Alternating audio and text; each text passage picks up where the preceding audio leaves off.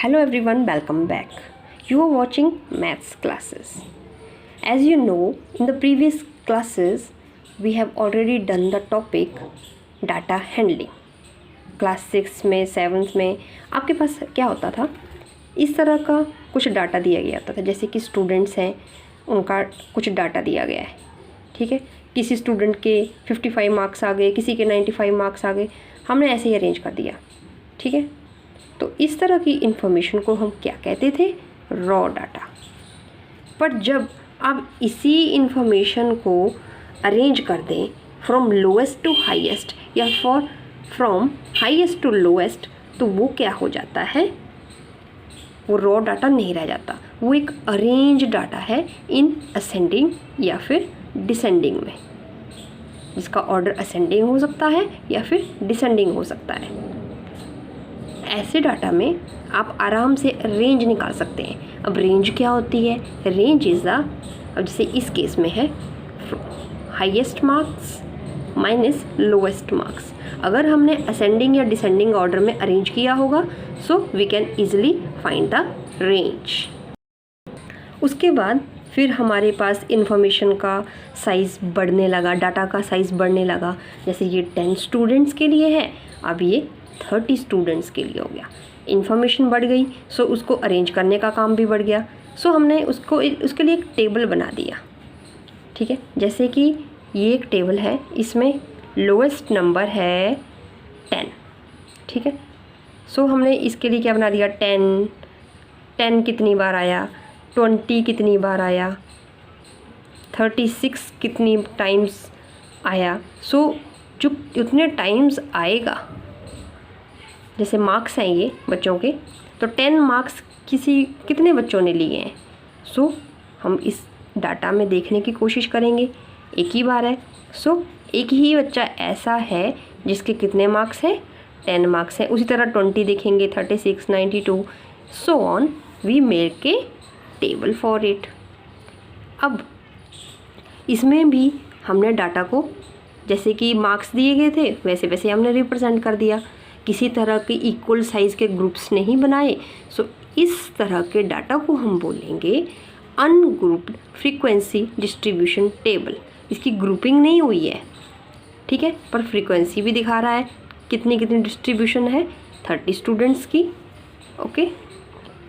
अब 30 स्टूडेंट्स से केस को कितने में बढ़ा दिया, 100 स्टूडेंट्स में, ठीक है।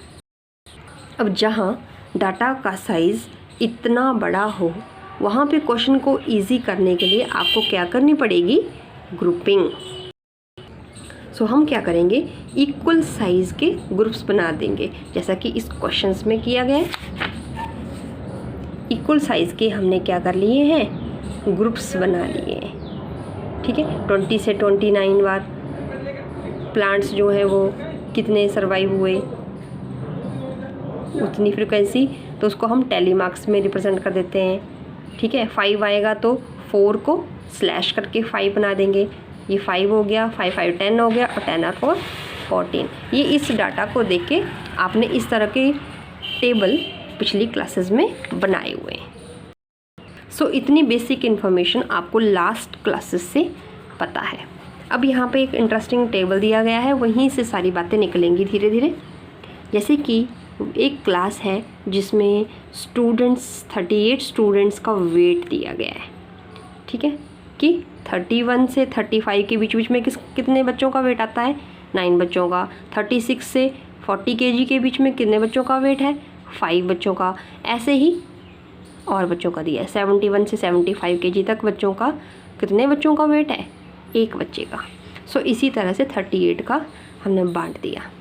बट वेट के केस में ज़रूरी नहीं है कि बच्चे का एक नंबर ही हो, वेट जो है वो हमेशा एक सिंगल नंबर में हो, ठीक है, वो पॉइंट्स में भी तो आ सकता है। सो यही ये बोल रहे हैं, अगर हमें कोई 2 नए स्टूडेंट्स ऐड करने हैं जिनका वेट कितना है 35.5 और 40.5 kg है, तो आप इसमें से कौन सा ग्रुप लेंगे जिसमें आप ऐड कर पाएंगे। 35.5 है, 35.5 से इससे ज़्यादा हो गया, ट्रेडिशनली तो आपको नेक्स्ट ग्रुप में जाना चाहिए, है ना।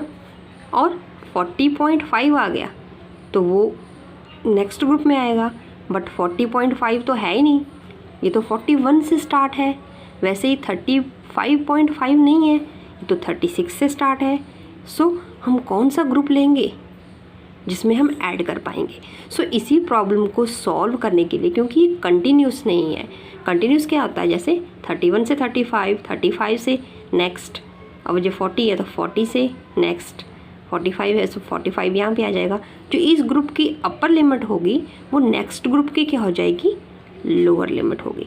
सो इस तरह की प्रॉब्लम को सॉल्व करने के लिए हम क्या करेंगे, दो ग्रुप्स हैं, उनकी अपर लिमिट और लोअर लिमिट, उन दोनों का क्या लेंगे, डिफरेंस लेंगे। जैसे यहाँ पे 36 है और इसकी क्या है 35 है, इनका लेंगे हम डिफरेंस, डिफरेंस आ गया 1, उसको डिवाइड करेंगे हाफ से, डिवाइडेड बाय 2।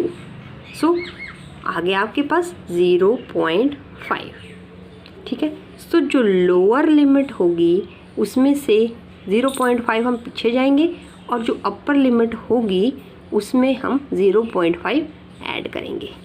ऐसा ऐड करने से आपके पास क्या मिल जाएगा, फर्स्ट केस में क्या हो जाएगा, इससे हम 0.5 जो है वो पीछे चले जाएंगे।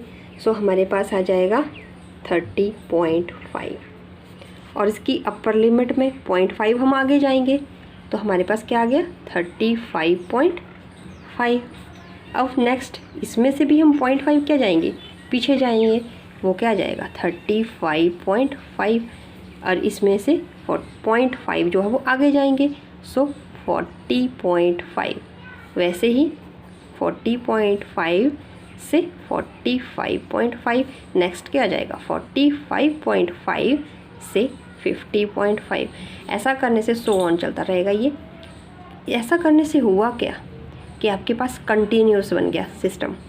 देखो 30 है, 35 है, जो इसकी अपर लिमिट है वो नेक्स्ट की लोअर लिमिट, इसकी अपर लिमिट वो नेक्स्ट की लोअर लिमिट। सो एक कंटिन्यूस सिस्टम बन गया आपके पास, ओके। और फिर वो जो स्टूडेंट्स जिनका वेट है 35.5, एक का वेट है जो है 35.5, तो हम इसको इस ग्रुप में, सेकंड वाले ग्रुप में इंक्लूड करेंगे, और जिसका वेट है 40.5 उसको इंक्लूड किया जाएगा इसमें। आप इसमें सिलेक्ट कैसे करेंगे, लोअर लिमिट वाला आपको लेना है, हायर लिमिट वाला नेक्स्ट में आएगा। लोअर लिमिट वाला लेना है और नेक्स्ट में हायर लिमिट वाला आएगा, ओके। जब क्वेश्चन करेंगे तो आपको ईजिली समझ आ जाएगा। ये सारी इन्फॉर्मेशन जो अभी अभी हमने ली वो कहाँ यूज़ होगी, एक्सरसाइज नेक्स्ट में, which is exercise, where is the exercise 14.3 में काम आएगी, जहाँ आपको गिवन डाटा रिप्रेजेंट करना होगा बार ग्राफ में, हिस्टोग्राम में या फिर फ्रीक्वेंसी पॉलीगन में, okay. So this is the basic information, we will continue it from the next video. Till keep watching, मिलते हैं नेक्स्ट वीडियो में।